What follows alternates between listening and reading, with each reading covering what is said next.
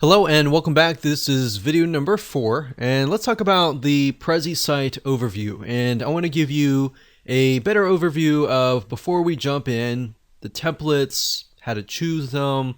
We'll talk about Prezi Next, the app, and how basically everything works before we begin to edit and customize a Prezi.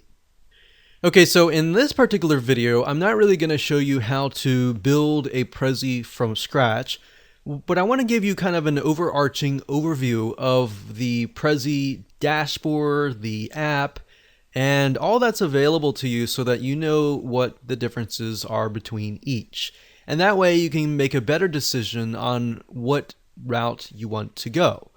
Now, if you are just getting started, I'm not really aware of whether you're able to see Prezi Classic or not.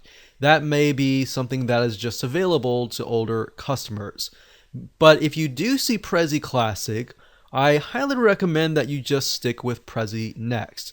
And the reason being is because Prezi Next is just so much easier. It's structured, everything looks nice, and it just gives you more flexibility without all the tedious work. Prezi Classic, we just happen to be very well versed with it, so we know a little bit more about it. But after we tested a Prezi Next recently, which is why if we go to Prezi Classic, you'll see that we have about 21 presentations. So we've really been using Prezi Classic, but Prezi Next, on the other hand, we've only tested a few. But from what we've tested, we found that a lot of the Prezis, you'll notice they have the circles. Of course, you can change the circles to something else, but they look very similar. The layout is very similar. They look sleeker, more beautiful, more engaging, and all of that. So just want to say, if you are getting started, just start out with Prezi Next. Don't go with anything else.